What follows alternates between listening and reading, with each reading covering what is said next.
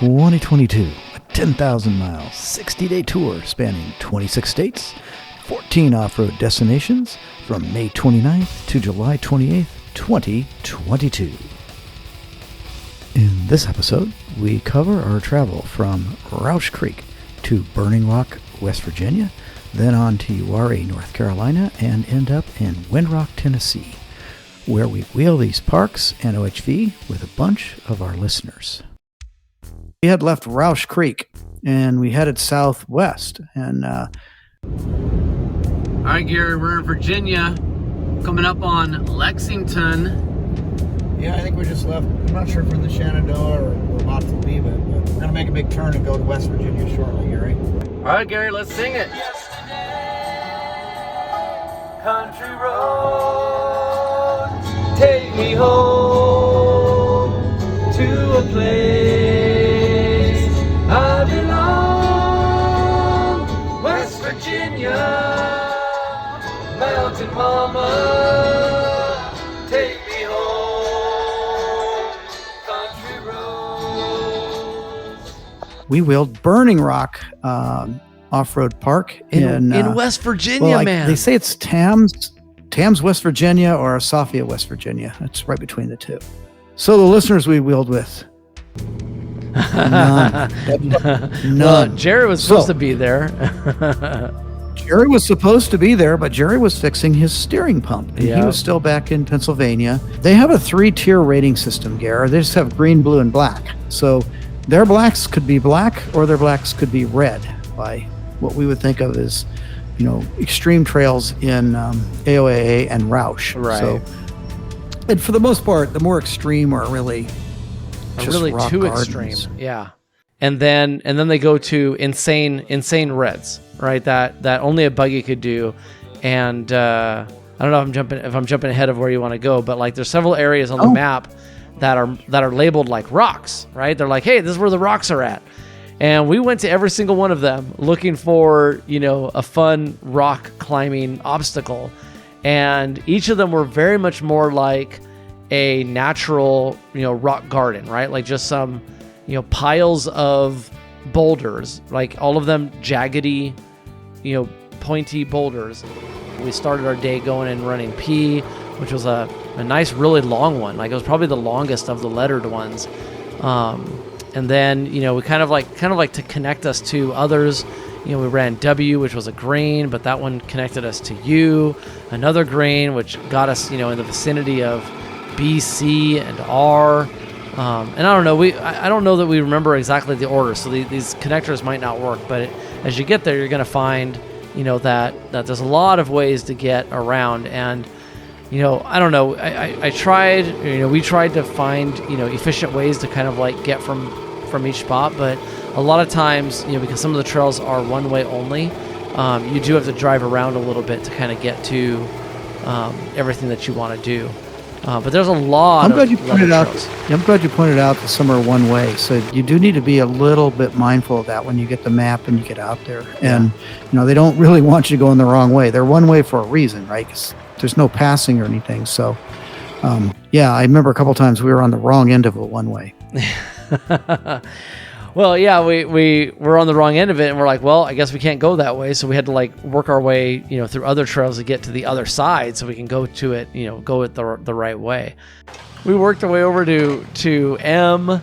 M started out like pretty nasty. Like it just was like a big washout, like water had run down the middle of the trail, so there was a big like V in the dirt, and it was quite challenging to get. Like I remember looking at it and I'm kind of going up and I'm like, well, I definitely have to be careful about my position. And I was being cautious for sure, and got through it. And there was a part that was a little bit difficult, but I got through it. I remember when we were on L, I'm fairly certain it was L, kind of close to the end of that trail, there was a really low-hanging tree that had fallen, and I managed to kind of just squeeze underneath it, right? I mean, like I pushed it up and got it, just above my A-pillar, and it dragged on the top of my hood. Sorry, not my hood. Dragged on the top of my top, and just got under it. But that left it in a really bad position for you. We ran J, which is a blue trail. We ran K to try to get to some of the rocks. Yeah, I mean those rocks, you know, they're just really big, overgrown. It's pure buggy country in those rock areas.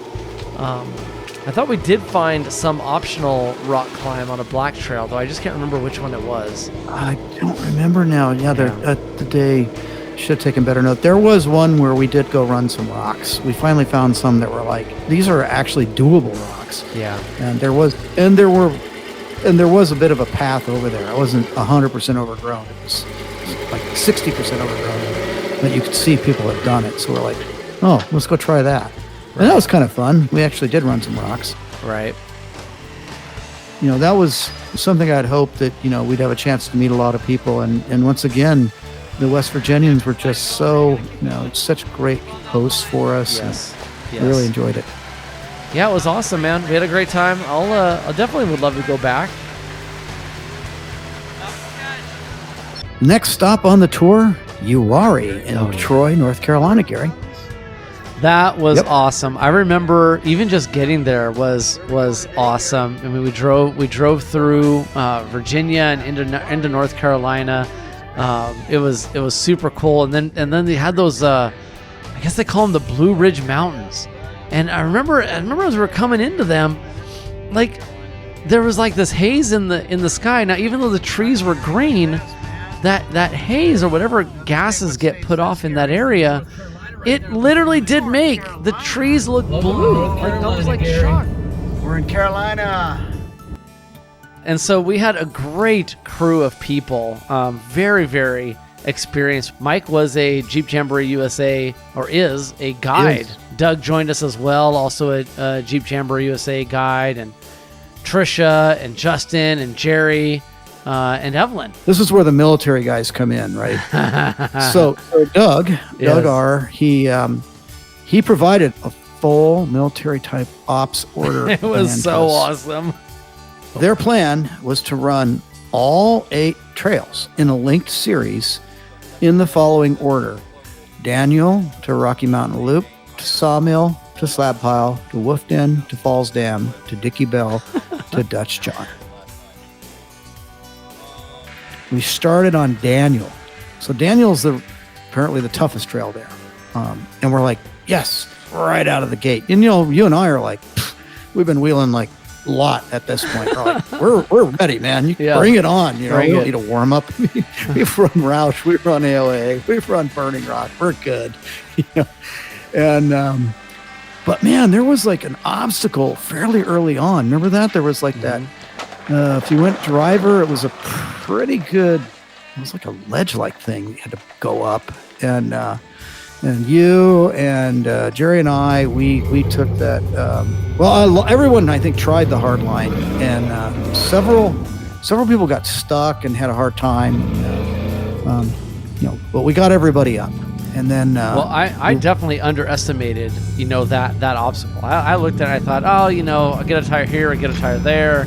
You know, I'll bump right up and be done with it. But I definitely underestimated it because, you know, I went at it and then, you know, I gave it a whole bunch of throttle, and I raised the whole tire up off the ground. They like came flying right back down. Like it was it definitely took me in an angle, you know, a climb that I wasn't quite anticipating by what I was looking at the obstacle. Yeah, I think we all were. It was tricky because I'm like, oh, okay, I'm going to do a little different line than you. And I tried to crawl it in my first attempt. There was no way. Yeah. I'm like, man, this thing. And then I reset and I made a second attempt. And I'm like, that one, I could tell it wasn't going to bite. And so I resorted to a Henderson move. I just hit it, bounced right up it. I'm like, well, apparently that's how you go up. That's how you go up. Everyone that made it, and that was the strategy. No one really crawled it. But we got all the rigs up, and then, you know, we proceeded to move our way to the top, and near the top there's there's a lot of hard stuff up there. To passenger uphill, those were the toughest lines by far. And so Well, the neat thing about that section though was that it's really like driver's choice, right? Like in that section, it's wide. There's a lot of different ways to get up. Some of them harder than others. And so if you're lucky enough to find the hard way, you can get it. But if you're really looking for the easy way, well, you can still get that too. And so we did that, right? Like some folks were just trying to find a moderate way up, or looking for the hardest way up, and we all made the corner and got up the big hill. We did. You and I and Jerry were on the 40s. We all picked what we thought was the hardest way, and we worked our way up. It was challenging, actually. I mean, it wasn't extremely hard, but it was we had to work it. I remember that there was definitely some challenging things that kind of got in the way, and you had to kind of let me check this out. I'm not sure what the right line is, and we'd have to kind of work our way through it. But we had a good time, and like you said, there's multiple routes, and everybody made it up. And then I think the only rig I remember seeing all day that up there on Daniel was coming the other way, right? And as we headed down, there was a rig kind of going the other way. But being that it was a Thursday. Yeah, it wasn't super crowded. Midweek wheeling is the way to go, man. Oh, yes. Because highly recommended. Uwharrie gets really crowded on the weekend. It's like, I can imagine that it gets really crowded on the weekend. Yeah. And so he was really glad, and these guys took off work and stuff to go wheel with us. Which you think about, that's really cool, right? That it really did is. that with us, and and then we're heading down. Things are going pretty well. We're about quarter of the way down. Boom. True calamity hit, Scary. Yes. Yeah. Poor Evelyn. Yeah, I mean, we got to the top, and she was, I think, just doing normal wheeling. It wasn't really anything insane. I don't think I saw her hit anything too hard, but after we cleared the top and started coming back down a little bit, I think she was behind us, so we were moving along. She was behind me, I think. And then I heard over the radio, folks, we have a big problem, and I had moved ahead a little bit, so I had to stop and turn around and go back. Yeah. And once I heard the words "broken knuckle." Hi, I'm Evelyn Carrillo, and this is Jalapeno. And so Evelyn, what happened? I don't really have a clue. I just know I was driving down, and then all of a sudden I just heard a noise and just stopped. We have a broken knuckle over here. Broken knuckle. Now, this broke a ways up the trail. What types of things did we do to get it to this point? We tied it up, and then we just tied it onto your Jeep and hauled it down. And we took off the tie rod completely, right? Yes. So took the tie rod off. This side we had a hard time getting it off the knuckle, so we just took it off the shaft. The entire thing. Then we pulled you down the hill. Which was interesting with no steering at all and not being able to move my steering wheel. And now what are we doing sitting here? Waiting for the replacement knuckle and hopefully trying to get this wheel spacer off to be able to get everything else off. All right, well, we'll keep track, make sure that we get this all put back together. We've learned, from people smarter than us, a strategy for towing a Jeep out and be able to control it better, right? Like some people might think, oh, you just get a rope and have it pull behind you, but you can actually get a lot better than that if you do two straps diagonal, right? So from the driver's side, as you're turning, it is pulling the correct side of the Jeep that you're pulling. Now, and it's really important that these are very, very close to the same length. Probably need to have another rig tied up to her front, right? Like the rearward facing part of her rig. So that way, as we're turning around trees, the front can actually be controlled as well by the driver behind. Almost like you used a good analogy. What was it like?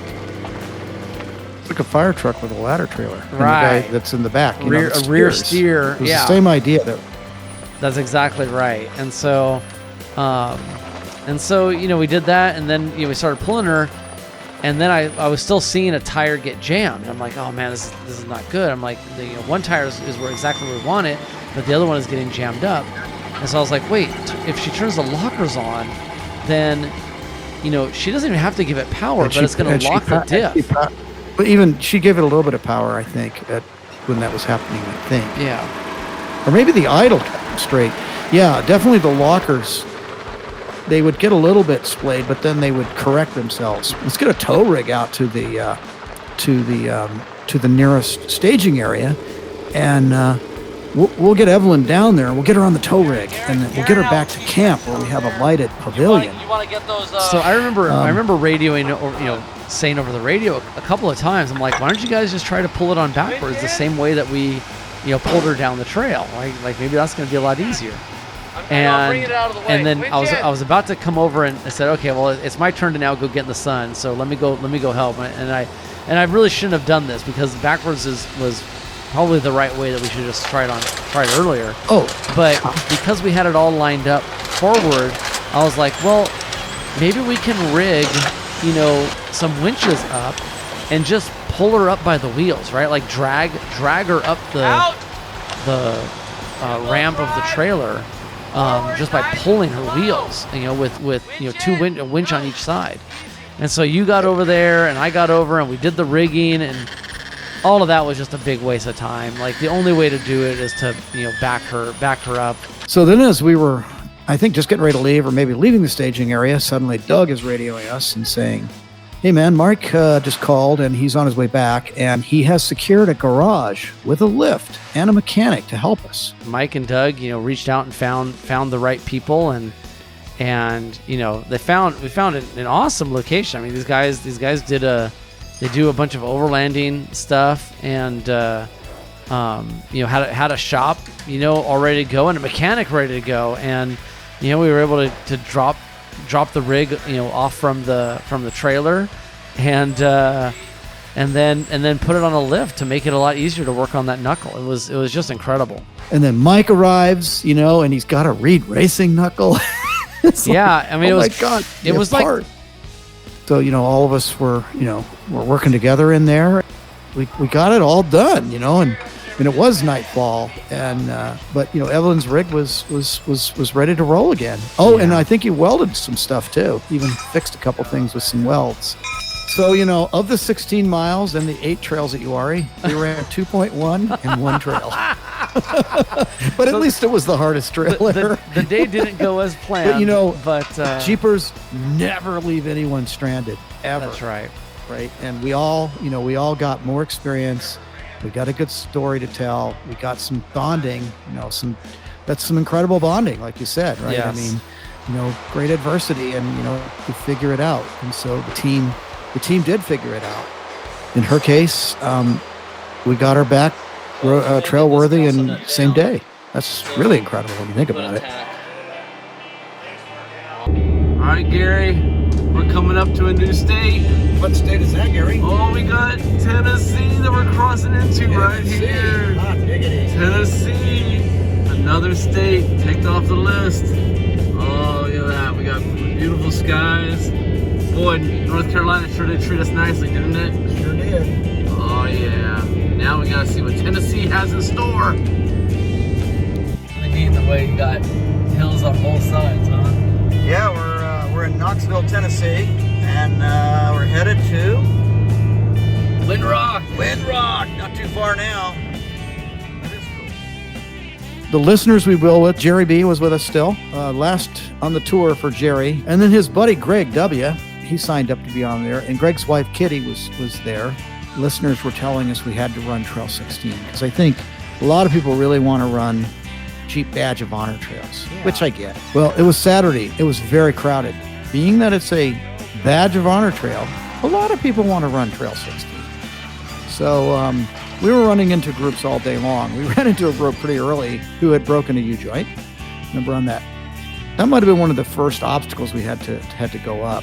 So we managed to, we were cruising along, and then So as we got towards the end of that trail, probably the most challenging obstacle is kind of just before you exit that thing. And there's a nice hill climb, and there's an obstacle that's not that hard, but we had a lot of rigs, and a lot of them were struggling on that obstacle, that's for sure. So we were waiting, and they were working their way, and eventually they all got through it, and then we all did just fine. I mean, I didn't even have any trouble at all. I kind of went up, I saw you turn, and I go, oh, okay, I'm going to take a slightly different line, because I think you had to make one, you didn't quite turn fast enough, and you had to make an adjustment to get into that next S turn out. Yeah. And so I turned a little earlier and just walked right up, never stopped. Jerry, I don't think had much trouble, and I think Greg did fine too. Right. So all our rigs managed to get through it just fine. And then our second day, we had to go run Trail 75. Oh, this one's named. Known as Walden Ridge. Oh, yeah. And this, you can look them up on YouTube. There's lots of videos of Walden Ridge. It's interesting. They've rated it a single diamond, but it has double diamond optional portions to it. You don't have to do them. We ran a number of obstacles that were certainly single diamond, and there was even one that you were trying to run uphill, and that was definitely a double. I mean, you couldn't even get up it.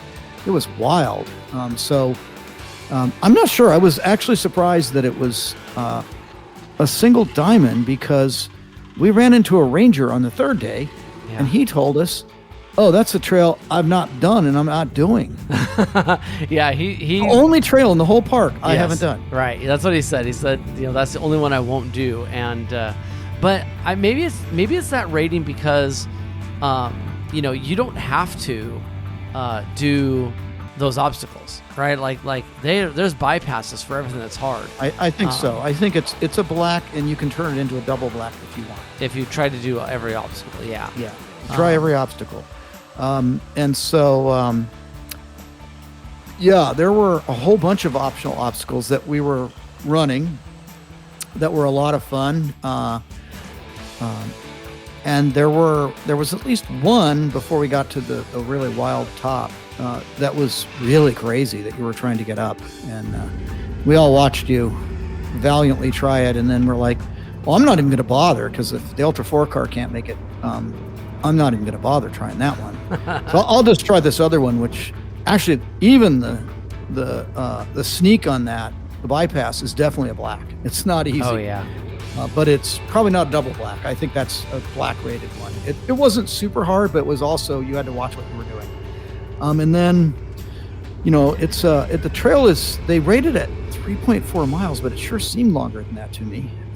But I don't know, probably with us stopping and trying all the crazy obstacles, it might have only been 3.4 miles.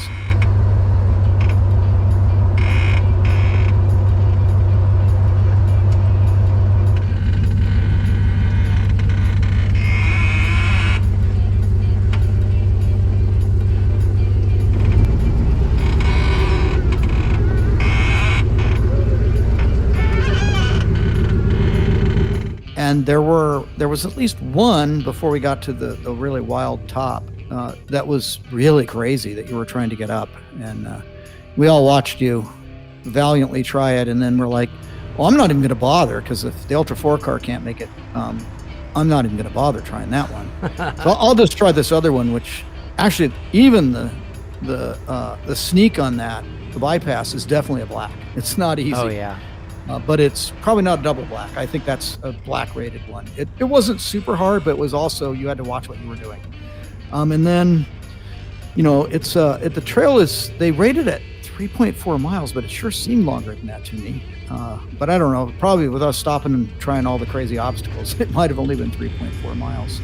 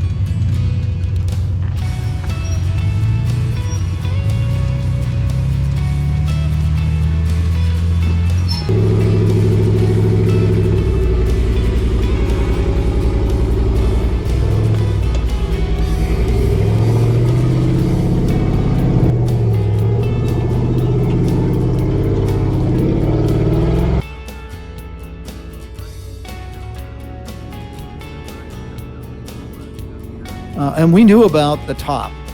That was the reason we went there. There's the famous Walden Ridge knife edge on the top, and it's pretty hairy. It's no kidding a knife edge, that's for sure. Yeah, and so we finally got to that knife. I was waiting all this time. Where's that knife edge? And then I had said, I'm not going to get up this knife edge. Like it's because every time you try to crawl, it wants to knock you, towards this cliff edge that, for all intents and purposes, it's bottomless. I've seen rigs make it, and so I knew there was a line, and eventually I convinced you to try a line, and then you got up there, but then you were like, "Uh-oh, now what do I do?" You got to be really careful, man, because it's really tight up here. Yes. And so I kind of walked in front of you, and I would tell you, like, "Okay, you've got like 1 foot on this side and 2 feet on this side, and now you got to go passenger a little bit. Now you got to stop because the tire's like 3 inches from the edge. It's straight down on both sides." I haven't seen you sweat too much before like that, but you were sweating. Hey, Gary, it was hot and then outside. We managed to get you down. It was pretty crazy getting you along the knife edge. Yeah.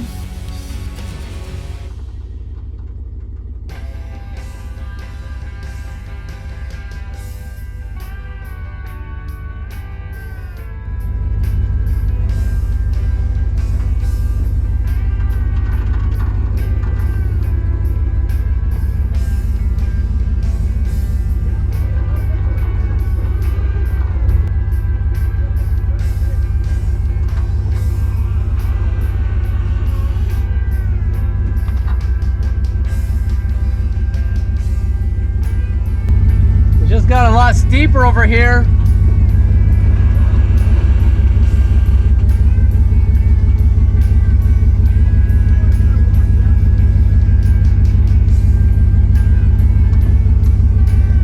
Are you saying go more that way?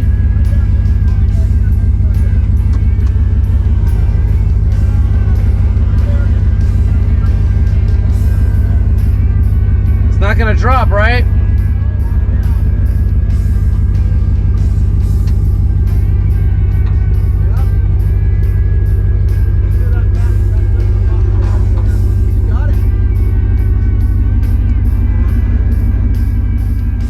We got you to where it looked like, okay, it doesn't look so bad for a while. Like, there's actually, you've kind of gotten through this insanity level. And you told me, like, oh, you shouldn't try this, which at that point I was like really hot and I didn't have my hat on me. And I decided that maybe I wasn't going to try it because, whatever. So I took the bypass.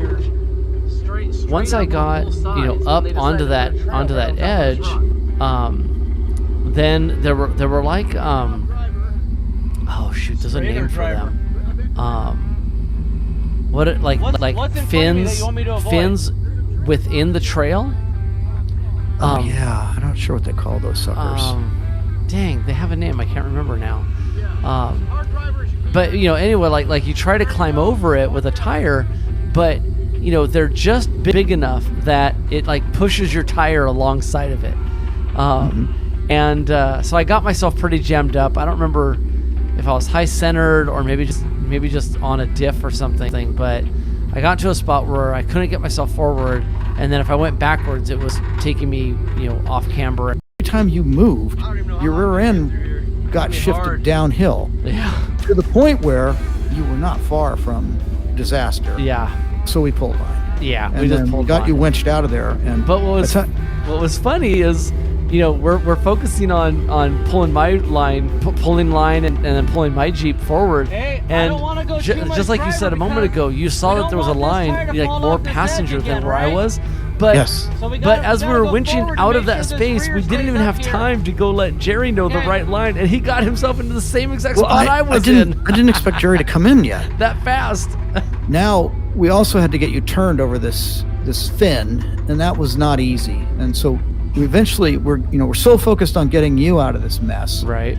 We finally get you turned over all these stupid fin things and down, and even coming down wasn't easy. It was still hard to turn out. Everything about this thing was a challenge. Which way does the Well, trail anyway, go, Gary? 75, wasn't too Where's far. the We pretty trail? I much don't just see the switched trail. back right down and came to Okay. the pavement. And while we were airing up, this old gentleman was walking by real slow. did you boys run Trail 75? Yep. He goes, well, that's a real doozy. Well, let's get Something like that. And then, day 3. Well, remember how I mentioned Trail 15? Well, finally the weather gods had decided they'd had enough of us. And so it rained a lot. So we went for greens and blues, Gary. And so we did run 83. We went around American Knob. That's a cool, that little mountain thing you go around. It's pretty cool. It is, yeah. So you can do, 83 and 82 in either order to go around American Knob. Tried 82. That's right. Oh, so we were on 83, and then you decided, I'm going to see what a black's like. Yeah, when it's wet. It's a single black. Right. And the first ledge you went up to, what happened? You're looking at it and you're like, okay, that's doable. And you get a couple tires on it and it just starts slipping. I mean, like when it gets wet and muddy there, everything is unbelievably slick. And to me, this didn't even look like it was that challenging, but I couldn't get up it. So I'm like, well, I took like 4, 5, 6 tries to try to find a line. Too slick. Couldn't do it. So we went ahead and continued on around 83. So anyway, we're like, well, that went too fast. So you're like, you found another nice loop for us. I think it's called G20. It was a really nice loop. And so we worked our way over there. I think we had to run 19, which was a blue. And then we merged into 20, which was a green. And then we took that to another blue, 4. And then we took G2 out. That was a lot of fun, but it was really slippery back there again. But again, it wasn't too bad. But we did get our rigs fairly muddy. Yeah. So day 3 was not how we had planned it. Like between goofing up and not having a place to stay, and then pouring rain, turning everything into snot. Day 3 was nothing like I imagined. I originally thought day 3 was, okay, we're going to go run Trail 15. We're going to try some other hard trails, have a nice evening, get up really early and head for Michigan to pick up the ladies. No, that's not what happened. Nothing. The whole day was nothing like that, Gary. No, well, the rain came and it did change the trails a lot. I mean, like there's only so much that you can do when the rain comes down, so... We did the best that we could, but I wish we would have been able to do what was it again? 15, right? Yeah, 15 Black Bear. It's just one of those very famous trails that I think when it's dry we would have been able to do. How'd you do today? Yeah, and some others. I mean, we had some other. Mellow day? Too slippery. Oh, why? Because it rained a whole bunch. It rained last night. Yeah, we got denied on 15. It was too wet. Kind of wish we'd done 15 on day 1 instead of 16. Oh well. What are you gonna do? We did 75. We did 75. That was gnarly. The ranger I just talked to said he won't even do 75. So I think the most famous trail here, Walden Ridge.